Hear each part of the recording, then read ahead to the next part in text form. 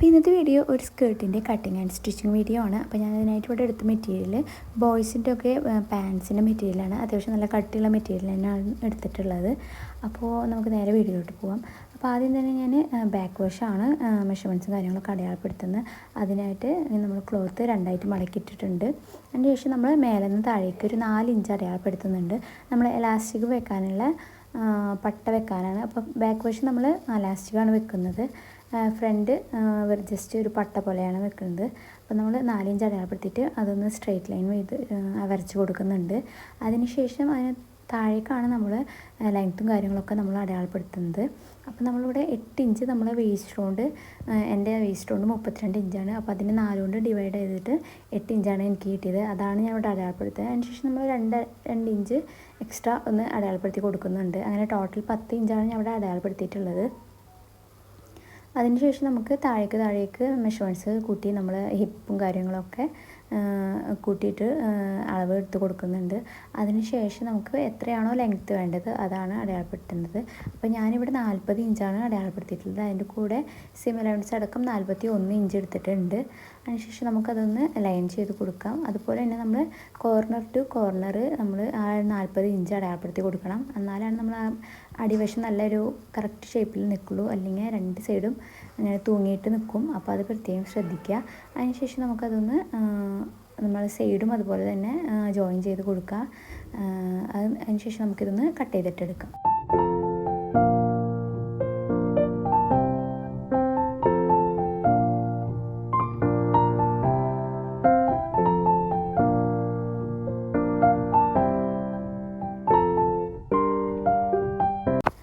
അപ്പോൾ ഇത് നമ്മളിവിടെ കട്ട് ചെയ്തെടുത്തിട്ടുണ്ട്. ഇനി നമുക്ക് എലാസ്റ്റിക് ഇട്ട് കൊടുക്കാനുള്ള പട്ട അടിക്കണം.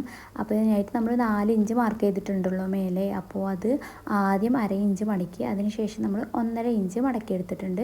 ഇനി അവിടെ സ്റ്റിച്ച് ചെയ്ത് കൊടുക്കാം. 1.5 ഇഞ്ചിൽ നമ്മൾ സ്റ്റിച്ച് ചെയ്ത് കൊടുക്കാം. അപ്പോൾ ഞാനിവിടെ 1.25 ഇഞ്ചിൻ്റെ എലാസ്റ്റിക്കാണ് എടുത്തിട്ടുള്ളത്. അതുകൊണ്ടാണ് ഞാൻ 1.5 ഇഞ്ചിൽ മടക്കി അടിക്കുന്നത്.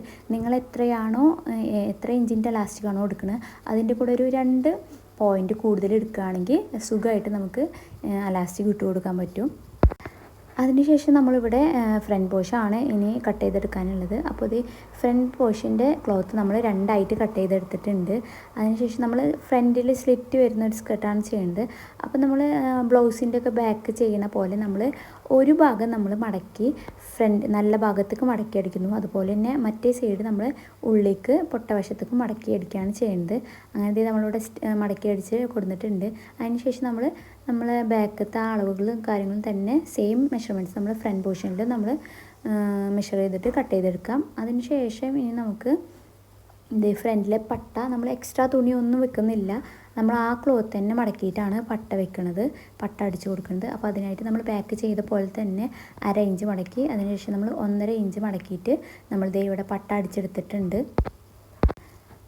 അതിനുശേഷം നമ്മൾ നല്ല വശത്തേക്ക് മടക്കി വെച്ച ഭാഗം മേലെ വരുന്ന രീതിയിൽ നമുക്കിതൊന്ന് സ്റ്റിച്ച് ചെയ്തെടുക്കാം. അപ്പോൾ ഞാനിവിടെ ഒരു 2 ഇഞ്ച് മേലെ നിന്ന് 2 ഇഞ്ച് വിട്ടിട്ടാണ് നമ്മൾ താഴെ വരെ അടിച്ചു കൊടുക്കുന്നത്. നിങ്ങൾക്ക് ഞാനിപ്പോൾ അവിടെ ഒരു ബട്ടൺസ് വെച്ച് കൊടുക്കുന്നുണ്ട്. നിങ്ങൾക്കത് വേണ്ടാന്നുണ്ടെങ്കിൽ നിങ്ങൾക്ക് മേലെ നിന്ന് തൊട്ടേ താഴെ വരെ അടിച്ചു കൊടുക്കാം. അപ്പോൾ അതുപോലെ തന്നെ അടിച്ചെടുത്തിട്ടുണ്ട്. അതിനുശേഷം നമുക്കിത് താഴെ നമ്മളൊരു 4 ഇഞ്ചിൽ അടിച്ച് കൊടുത്തിട്ടില്ല. അവിടെ ഒരു സ്ലിറ്റ് വരുന്ന രീതിയിലാണ് ഞാനിപ്പോൾ അടിച്ച് കൊടുത്തിട്ടുള്ളത്. അത് കഴിഞ്ഞതിന് ശേഷം നമുക്കിനി അവിടെ നിന്ന് മടക്കി അടിച്ചു കൊടുക്കാം. താഴെ മടക്കി അടിച്ചിട്ട് കൊടുക്കാം.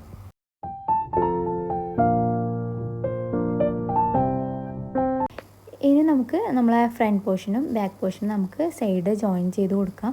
അപ്പോൾ ഫ്രണ്ട് പോർഷൻ്റെ നല്ല ഭാഗവും ബാക്ക് പോർഷൻ്റെ നല്ല ഭാഗവും ഫേസ് ടു ഫേസ് വരുന്ന രീതിയിൽ വെച്ചതിന് ശേഷം നമുക്ക് 2 ഭാഗവും നമുക്ക് അടിച്ചെടുക്കാം.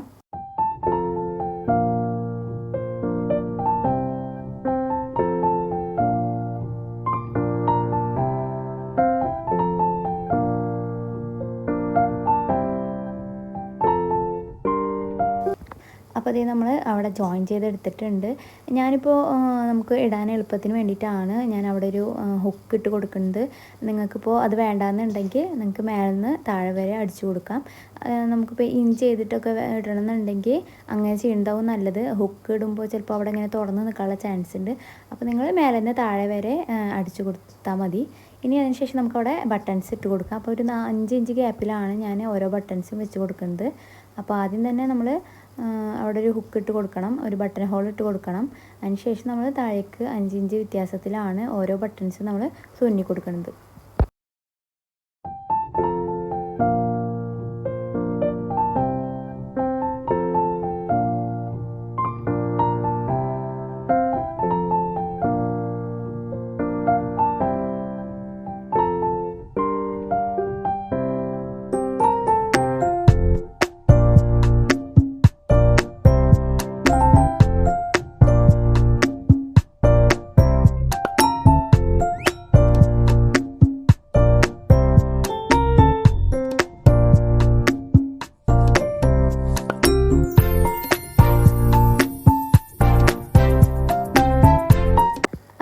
എല്ലാ ബട്ടൺസും ഇതുപോലെ തന്നെ തുന്നി കൊടുക്കണം. അതിനുശേഷം നമ്മളിത് നന്നായിട്ടൊന്ന് അയൺ ചെയ്തെടുക്കണം. അപ്പോൾ ഏത് ഡ്രസ്സിൻ്റെയും ഒരു ഫിനിഷിങ് ലുക്ക് വരുന്നത് അയണിങ്ങിലാണ്. അപ്പോൾ നിങ്ങൾ നന്നായിട്ട് തന്നെ അയൺ ചെയ്ത് കൊടുക്കുക.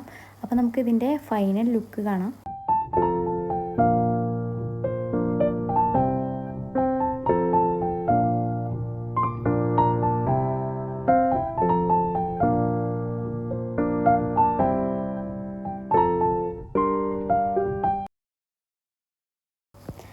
അപ്പോൾ ഇന്നത്തെ വീഡിയോ ഇത്രയേ ഉള്ളൂ. എല്ലാവർക്കും ഇഷ്ടമായി എന്ന് വിചാരിക്കുന്നു.